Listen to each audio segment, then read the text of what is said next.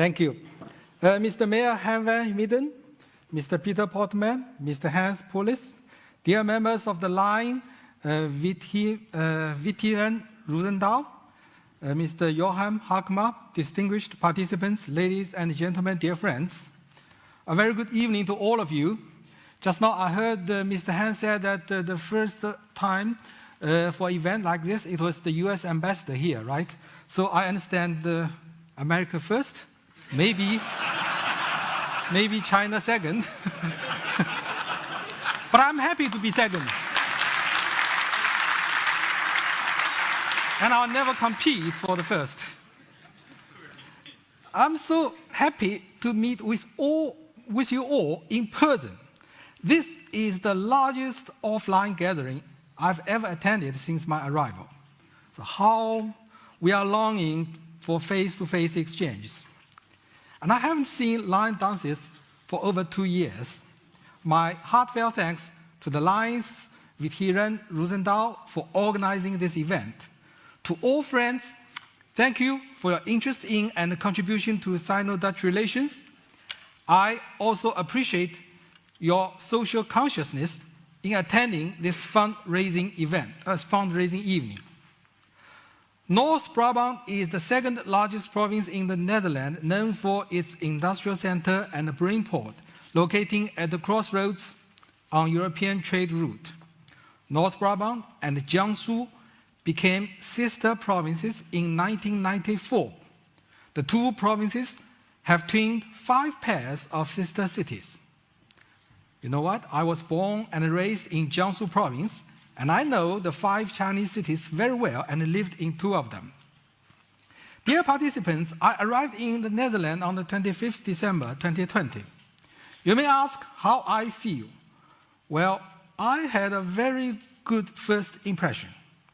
When I set foot on this land, getting out of the plane, taking a rest at the airport lounge, I saw the porcelains in blue and white. The color, the painting, the shape were very Chinese. My colleagues told me they were made in the Netherlands called Delft Blue. I felt at home. Over the past year, I've come to appreciate the greatness of this country. At the Tokyo Summer Olympics, you outperformed other EU countries. At the Beijing Winter Olympics, you did equally well and ranked the 7th in the medal table. I share your happiness. The Netherlands is a country with global footage, a near $1 trillion GDP economy. More importantly, it is full of vitality. It has a lot of world-renowned big brand companies, innovative SMEs and startups. The Netherlands is a power in trade and investment, a major player in the world economy. Prime Minister Mark Rutte said the Netherlands is larger than its relative size would suggest. Just now, Peter Portman said that a small country, a huge economy. I fully agree. As ambassador, I feel both the honor as well as the heavy responsibility. Today's gathering is special because this year, 2021, marks the 50th anniversary of the establishment of our diplomatic relations. You may watch the video clips on the TV in the room, and beside me is the logo of the anniversary. Let me give you a brief introduction. So these lines make up the number 50.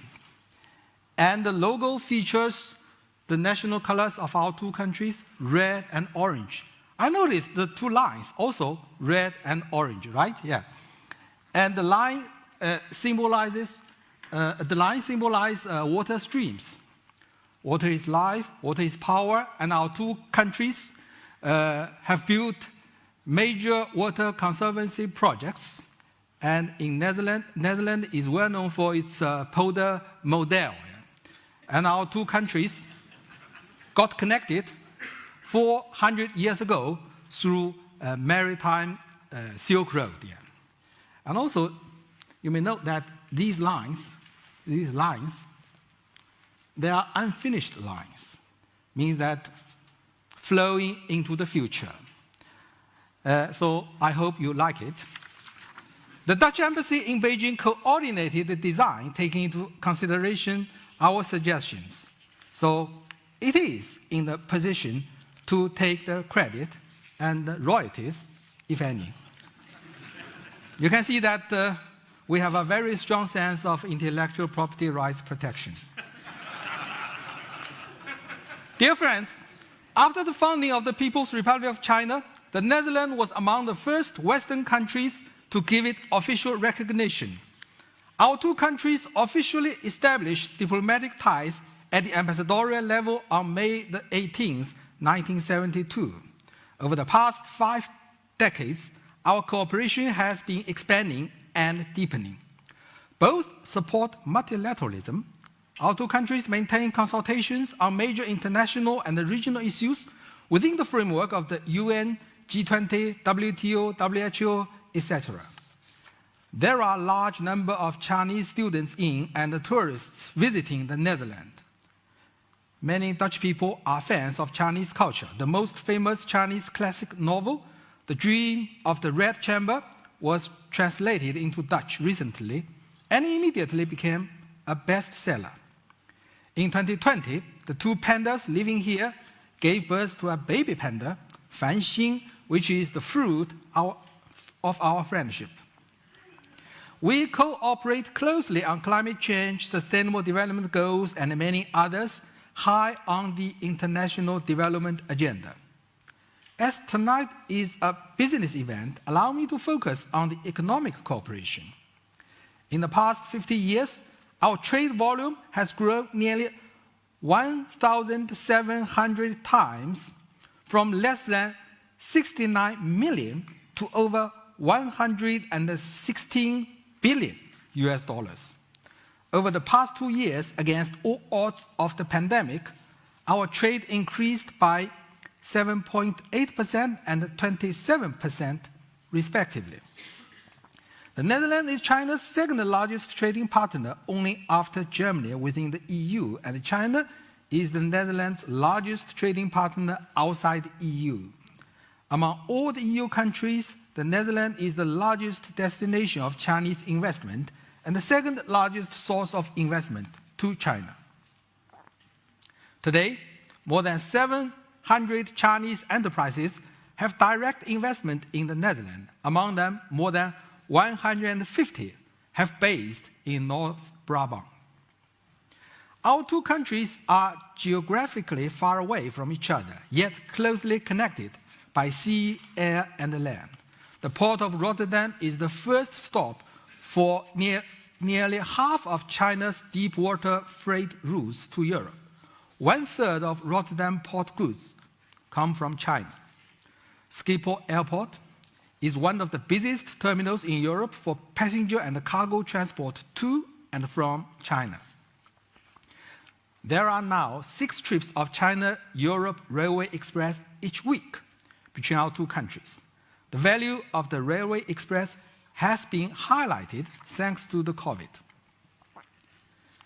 These are really remarkable progress and achievements. Then how come? I have 3 explanations. First, the leading role of the governments. Leaders and governments of our two countries place high priority to our ties.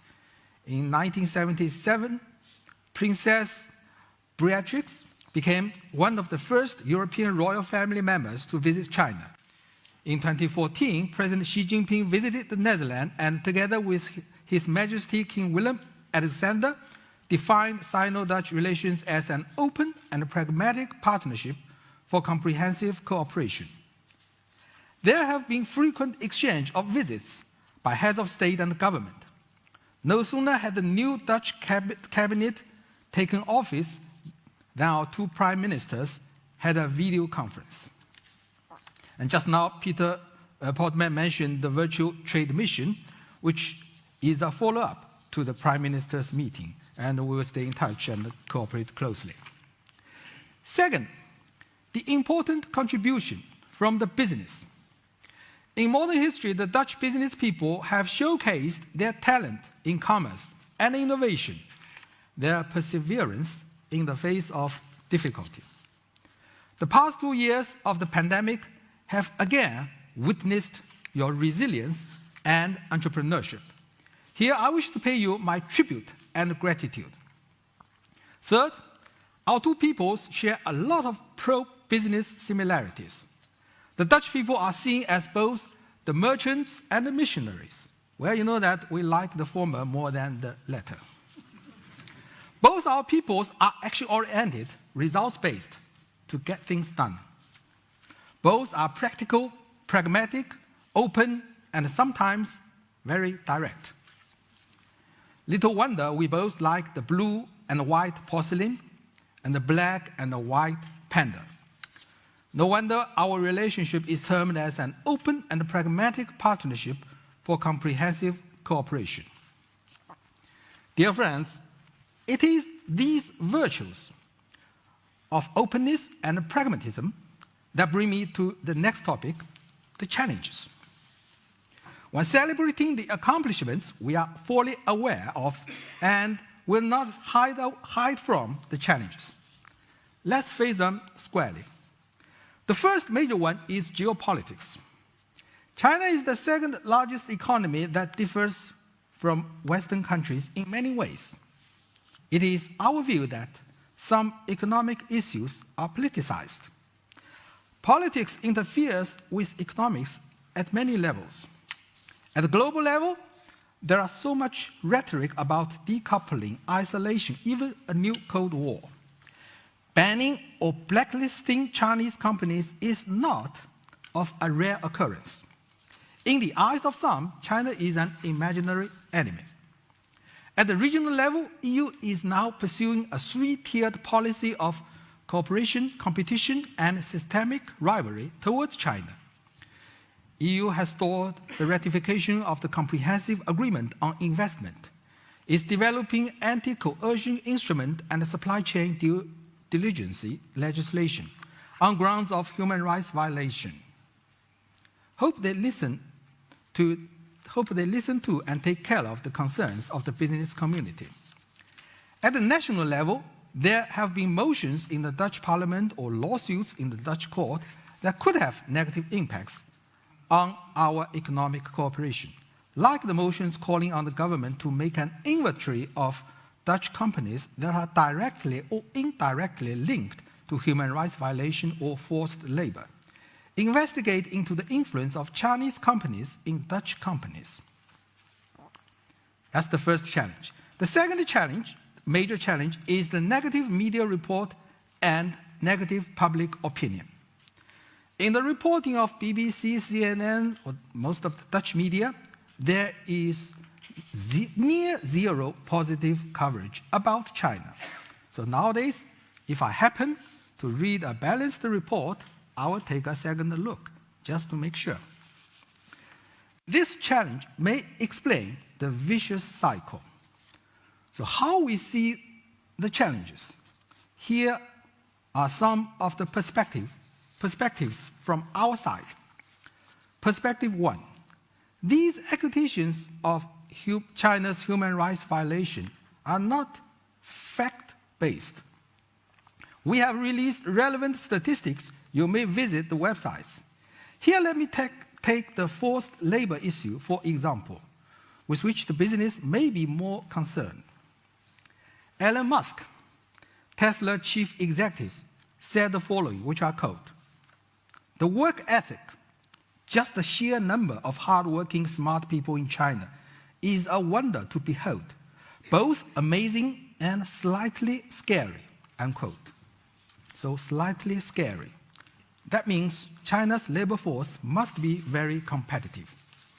Given the quality and the quantity of China's labor force, it just makes no sense, politically, economically, to use forced labor. We are open to equal-footed dialogue on issues like human rights. China welcomes Ms. Michelle Bachelet, the UN High Commissioner for Human Rights, to visit China in May and take a trip to Xinjiang. Human rights protection has been written into China's constitution. Using forced labor is forbidden by China's law. Perspective 2. competition should be fair. Some leaders, politicians, and the media in the West have been accusing of and speculating on Chinese companies' spying activities, but they have produced no evidence whatsoever. On the contrary, it is everyone's knowledge that some country has been spying, yet there is little investigation and the media has been quiet on that.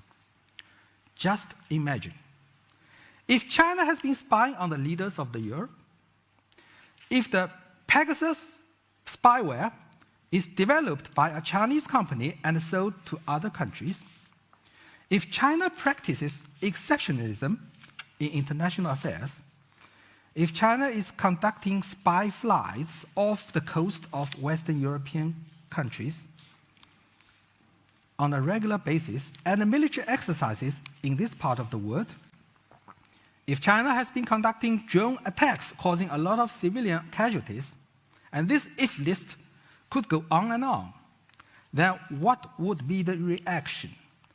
Tsunami of condemnations from the West, followed by sanctions. Yes, economies compete, but they should compete as athletes in the track and field, not like gladiators that kill each other. Some leaders in the West loudly announce that if China plays by the rule, protects the intellectual property, then China will never be their match. We are all equal, are we? Of course, we'll play by the rules, and we must. But for any fair competition, there should be no foregone conclusion. It can't be heads I win, tails you cheat. Perspective 3, we hope that Europe could move beyond the partner, competitor, rival characterization of its relations with China. This approach of the EU towards China is, for us, confusing and self-conflicting. How to maintain the oasis of cooperation that is threatened by the desertification of rivalry? I haven't heard EU officials bother to strike a positive note after listing cooperation, competition, and rivalry by saying they want the cooperation to be the mainstay for which EU and China should strive. It is sad to see that after 7 years negotiations, the text, as good as the comprehensive agreement on investment, has been shelved. Even when China-America relations were at a very low point during the Trump administration, the confrontation didn't prevent China and the US from signing the first phase trade deal. China and Europe, two age-old civilizations, two major economies, are both for multilateralism, globalization, free trade, etc. We are ready to strengthen China-EU economic cooperation, especially in the two priority areas of green economy and the digital economy. It also requires efforts on the EU side, on the European side, like ratifying the comprehensive agreement on investment and depoliticizing economic issues. Highlighting systemic rivalry may rock the boat of China-EU relations. We have more common interests, no fundamental conflict of interest. We are partners, as Peter said. Perspective 4, we are for win-win economic cooperation. China needs the world, needs Europe, needs the Netherlands, and vice versa. It is our mutual interest to work for double wins. The Netherlands may not be large in size, yet its business are really competitive. Competitive because they go global. In this regard, China is important for Dutch business. Its market is the largest in the world. Besides, China has the talents, labor force, not forced labor, the complete and efficient supply chain that are instrumental for Dutch companies to maintain its competitive edge and make money. Apple, Tesla are the two largest and the most valued shareholding companies. Both companies have benefited greatly from China's A, manufacturing power, B, market size. Likewise, the Netherlands is important for Chinese companies. Like Chinese companies' success in the Netherlands can prove that their products meet all the requirements of a very developed country. Moreover, Netherlands is regarded by China as the gateway to European Union market. A large part of China's export to the Netherlands is for a third country in the EU. Many Chinese companies have chosen the Netherlands as a base for investing in European market. China and the Netherlands, if we cannot say we love each other at this point, at least we know we need each other, partners. Dear friends, China is a peace-loving nation. In the ancient times, the Chinese built the Great Wall for defense purpose. In the early 15th century, Admiral Zheng He made 7 maritime expeditions reaching as far as the east coast of the African continent, 87 years before Christopher Columbus sailed to America. Yet, no colonization ensued. Among all the countries in possession of nuclear weapons, China is the only one who undertakes no first use under any circumstances. When it comes to peace and security, China has the best track record among major countries. We have never invaded other countries or engaged in proxy wars, nor have we ever sought sphere of influence and participated in military bloc confrontations. Can you recall that China has done anything that harmed the interest of the Europeans or the Netherlands? Of course, China will defend unswervingly its sovereignty, security, and right to development. All countries should respect each other's core interests and major concerns. China will continue to stick to its way of development that fits its own national conditions. Allow me to say a few words on Ukraine.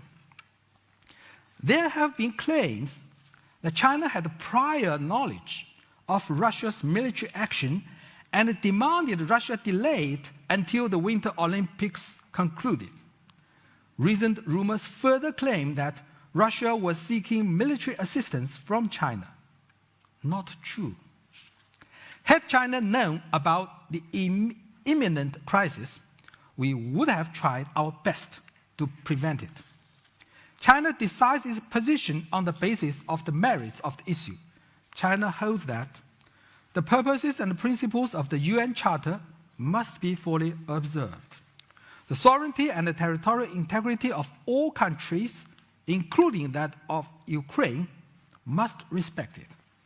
The legitimate security concerns of all countries must be taken seriously, and all efforts that are conducive to the peaceful settlement of the crisis must be supported. Like you, we are deeply grieved over the evolution of the situation in Ukraine, and we all are for an earlier ceasefire and a cessation of war. Dear participants, China is focused on development. The goal of the governing party and the government of China is to meet the growing needs of the Chinese people for a better life. China is now pursuing the new development philosophy. It is people-centered, aiming for high-quality development. China is not shying away from attacking hard issues. Some are old, existing for thousands of years, like poverty, food security, anti-corruption, common prosperity. Some are new, arising in our current time, like climate change, artificial intelligence, high-tech monopoly. Some are persistent and painful, like the structural reform. Indeed, so many tough nuts to crack. And we say China is currently in the primary stage of socialism and will remain so for a long period to come. Development is our central task. The way is very long and work very hard. These vindicate our consistent message. We have no interest to rival or overtake the superpower for dominance. To replace any other country is never our national strategy. We export goods, not political system. Ladies and gentlemen, China is a major force for international cooperation. China has become the second largest contributor to the budget of the United Nations and other international organizations. China firmly supports the international system with the UN as its core, the international order with international law as its basis, and the multilateral trading system with the WTO as its cornerstone. Cooperation is more needed now than ever. We are confronted with serious issues like COVID, climate, energy security, food security, sustainable development, nuclear proliferation, cyber attacks, emerging technologies getting out of control, etc. These are unprecedented challenges that require unprecedented cooperation. We all share our fate in the same boat. China will not rock the boat.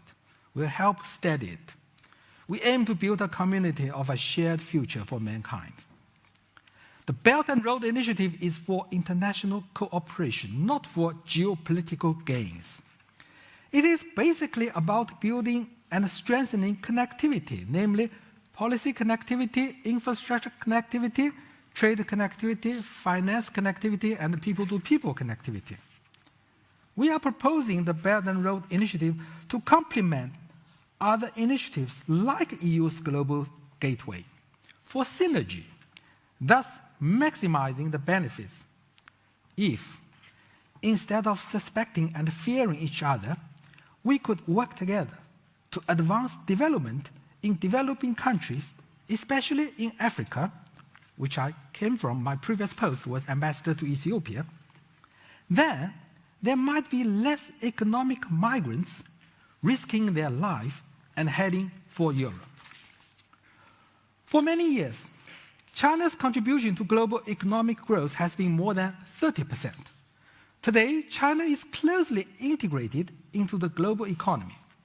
Its trade to GDP ratio is more than 34%, much higher than that of the United States, which is 23%. China is the largest trading partner for more than 120 countries and regions. China will continue to listen to the suggestions and complaints from the business and improving its ease of doing business, including enhancing the protection of intellectual property rights. China will not waver in its resolve to reform deeper and open up wider. As the most populous country with a per capita GDP of US $12,000, a middle-income group as strong as 400 million, annual importation of goods and services standing at $2.5 trillion. China is determined to share development opportunities with the rest of the world. Dear friends, I've been here as ambassador for over a year. We regard the economic cooperation as the ballast stone to our overall relations. Thank you for what you have done. I will continue to work closely with you and count on your support. When China and the Netherlands join hands, with a combined population of 1.417 billion, located at the two ends or terminals of the Eurasia continent, we can bring more practical benefits to our two peoples and to the rest of the world. Together, let's build on the 50 years of Sino-Dutch friendship, learn the lessons, strengthen our partnership, and produce more concrete results in the years to come. Thank you for your attention. I look forward to our interactive exchange. Thank you.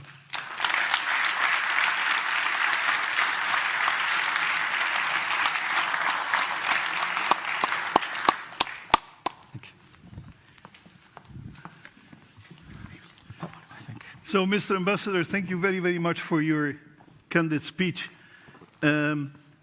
Actually, so much has changed in China, and also the relationship with China and the Netherlands. I remember many years back when I went for the first time to China, there was a saying: if you start a speech in the West, you start with a joke. If you start a speech in the East, you start with an apology. So the Indian ambassador said, "I apologize for the bad joke." So you had a beautiful start, Mr. Ambassador, and I'm so happy that after almost 1 year more than 1 year in confinement at your home, you are now finally your first working visit to Roosendaal. And I also remember from many, many years back, because you started about the infringement of copyright and the royalties. I remember when you would ask in China a couple of years back, let's say about 10 years or 15 years back, what is copyright? Then they would say that's the right to copy. So a totally different view on this kind of thing. But Mr. Ambassador, of course I would like to ask some questions from the floor, and we'll come to some other remarks later. Any question? I see a hand over there. Can you give the microphone? Yes. Thank you very much. George Amelaan, Director of Holland Matchmaking. I was in China in the first weeks of 2020, and I just left before the COVID crisis really took hold. But one of the things I observed there was that compared to the Netherlands, certainly, there are so many electric vehicles in China. I was in Beijing, I was in Xi'an. Electric vehicles everywhere. You took a taxi, it was electric. Bus, electric. Talking about the environment, China has taken a world leadership role on climate change. It's on the top of everybody's mind, of course. But could you possibly elaborate a bit more on the next steps that China is planning so that it continue its role in this respect? Thank you.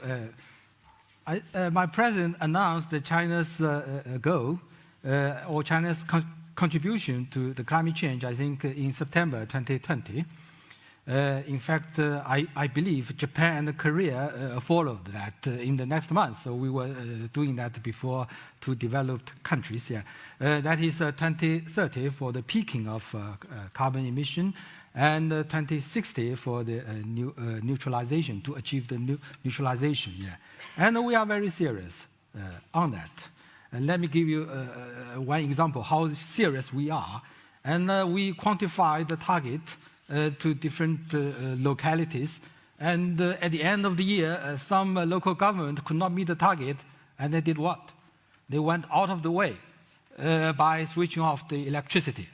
Of course, we are not for that, but just give you an example that this kind of sense of responsibility. Yes, we are still in the process of detailing or making detailed plans how to implement that. Yeah. Like the national determined plans or contribution, they call it NDC, and action plan, and in different sectors, in different regions. You mentioned about electric vehicle, and also today I visited Pre-Zero, and I was very much impressed with this recycling. We have also made it clear that we will upgrade the contribution to our climate or to our green gas emission of recycling to 30 to 35% before 2030. So we are making plans in different sectors, in different regions, and the timetable. And we are still in this process.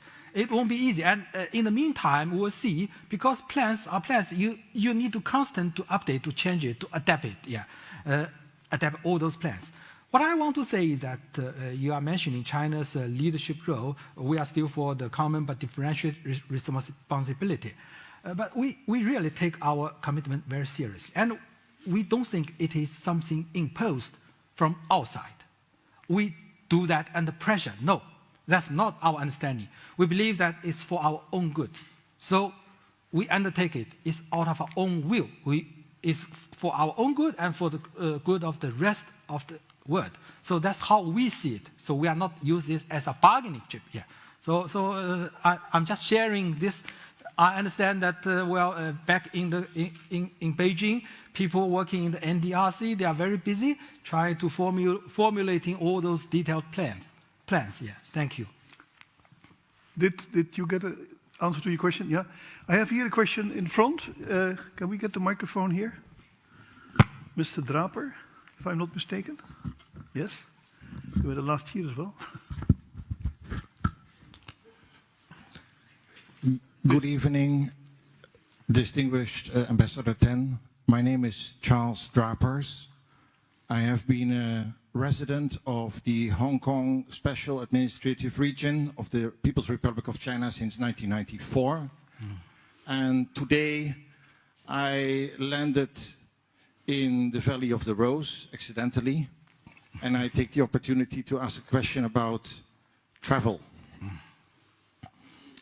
Since January 2020, the Dutch and Chinese business communities have been working very hard, despite the pandemic, to keep business going on.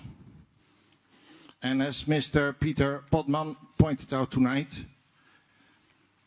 business was actually not that bad during the pandemic, and turnover has grown between the two countries, Netherlands and China.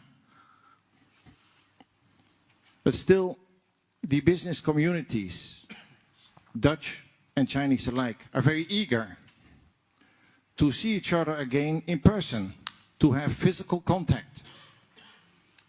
Now in the Netherlands, as you can see tonight, we are opening up.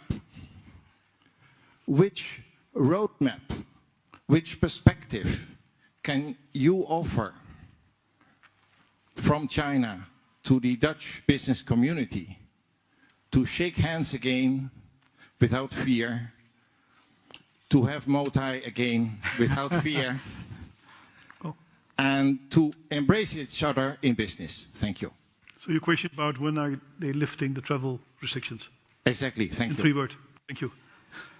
Please, Mr. Ambassador. First of all, I understand you fully, and I share your kind of eagerness to travel for the business purpose.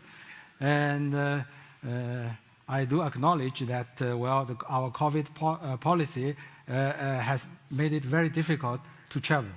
But let me share with you a perspective. I'm very fond of this word, from our side, I think China's policy is called by many as zero COVID. Frankly speaking, in general, it served us well over the past 2 years because of the, you can see the low infection rate and the low death rate. And also, it contributes to the business. You talk about travel, but travel is part of the business. Then what about manufacturing? It is because of the low rate of the infection that the manufacturing can go on. If you take the example from our neighboring countries, they have relaxed rules, but the workers say that, no, I will not go because it's dangerous, So travel is one thing. You mentioned that the trade grows and the manufacturing or the business still functions, but the thing is that it also comes at a price. That travel is the price, Now we are facing with this problem, China. The rest of the world is relaxing or are relaxing their restrictions. But this relaxation is still among the rising cases, or could be the rising cases of the infections. So China is now in a very difficult position. What is the difficult? We have somewhat fallen the victim of our own success. So that's how we see it. And I also do share with you, because you say that the Netherlands is relaxing, today we can meet, in person.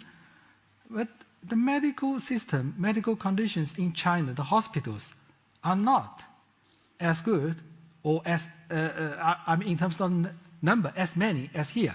Let me give an example. For every 100,000 people, in the US has 27 ICU, Germany has 23, and China has 3.2 ICUs.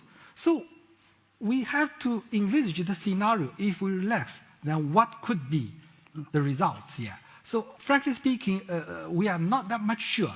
So at this point, we may still weigh the cost and the benefits. Sometimes there's no ideal kind of conditions. So whether it is worthwhile for us to relax, so we are still in the process. But I would say that we understand, we listened, we have heard this kind of requests from the business, and my government is working on that. I think they are right now formulating plans or rolling out. They may roll out plans for safe and unimpeded travels, maybe with international traveling certificates, with some requirements. So they are thinking along those lines. You ask me for any initiative, frankly speaking, it might be beyond my position, but at least I can report, I can make suggestions. I'll tell my capital that, look at Netherlands, they have relaxed. And the results, then I will see, the results is all right. Yeah. Something like that, yeah. And with my suggestions, yeah, my analysis, my description of the situation here, and my analysis and my suggestions. So that is something I can do, yeah. We'll keep you informed, yeah, of any kind of change, yeah. Thank you very much, Mr. Ambassador. Any other question? Just looking if I see a hand. I don't see, I see one there, over there. Yes, please. Your name, company, and your question. My name is Shins, no company, just speaking on my own behalf. You say that China is a peaceful country. Still, the southern Chinese Sea is not in possession of China. It is an international sea. And then still, what you do is, quite aggressively, you try to take over that sea. You kick out fishermen boats, for example, from the Philippines or from Vietnam. So how do you respond on this? That's your question, right? Yeah, thank you. First of all, I think our position has been consistent, that we believe that we have the sovereign rights over those islands, historically speaking or legally speaking. But having said that, I think we are in close consultation with ASEAN, with some members of ASEAN that have the overlapping claims. Yeah. And our policy is to share the disputes and working for joint kind of development of those areas. And I would say that the so-called freedom of navigation of the passage in the South China Sea has never been an issue. There has never been a kind of a case that the passage of ships was disrupted. No. As I said, China is the largest trading partner to over 120 countries and regions, so it's not in our interest. We'll not do that. We have been doing the consultation with ASEAN members. I think we have reached agreement on the declaration, and we are now working on the code of conduct. And I believe that we will reach agreement. Yeah.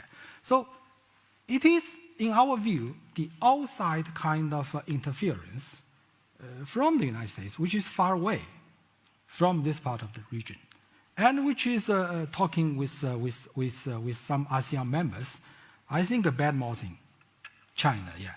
So we, among ourselves, I believe, I'm quite confident, we will find out solutions. With regard to building the islands, these kinds of things, China is not the first. Other countries have been doing that much earlier than China. And there was no kind of this kind of a reaction or condemnation or criticizing, yeah.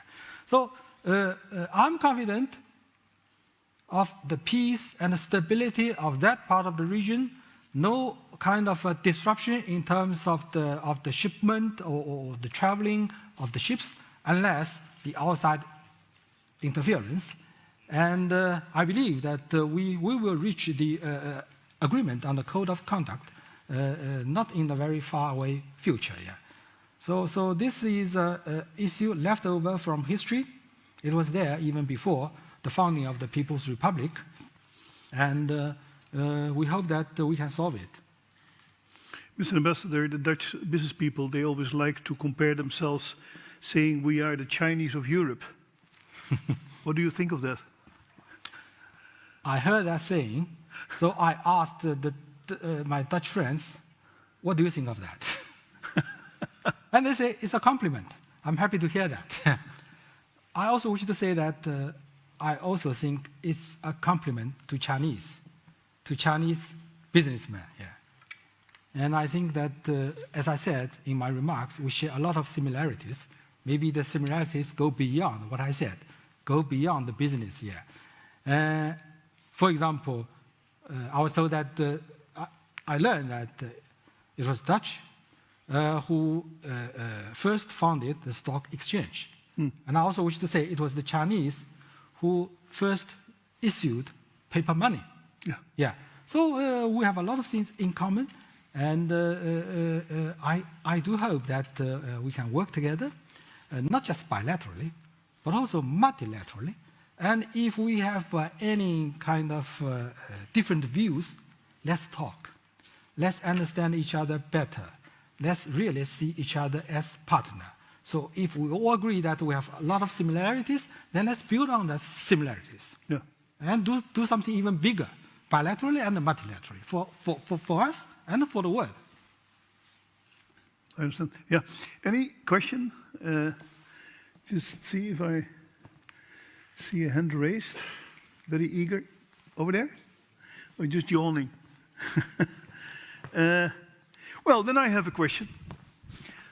Mr. Ambassador, when the German artificial intelligence robot company KUKA was taken over by the Chinese company Midea, this was the start of a growing fear in the European Union that China would acquire the most advanced technology in Europe, which could be used for spying, etc.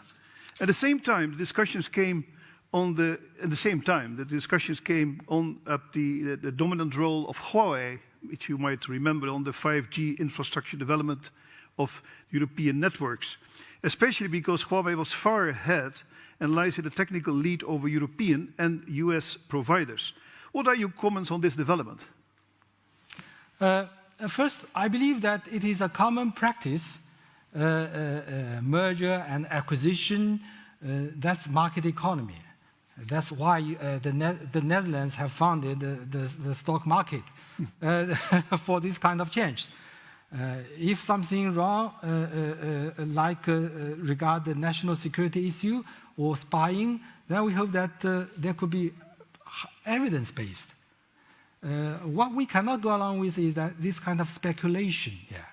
And also, frankly speaking, I'm a bit concerned because market is all about efficiency. But now people talk more and more about national security. I understand that there is a kind of a legitimate concern for national security, but we should also be careful not to abuse this national security, not to stretch.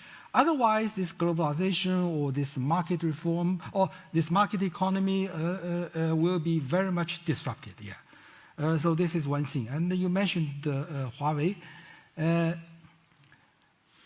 I don't know if Huawei is in a dominant position or not, because frankly speaking, companies in one area, today is one company leading, tomorrow it could be another. I really don't know. I'm not an expert in IT. Of course, I understand that they are doing very well. They are doing well because, number one, their products are of good quality. Number two, their service are of good quality, well received by the customers. I hope they can stay in the leading position for very long, but this is something that one cannot take it for granted. But what I do know is that it is not spying, because I haven't seen any hard evidence. And I was told that, well, all around the world, there have been tens of thousands of kind of tests of its equipment, and they have all proved clean. Yeah.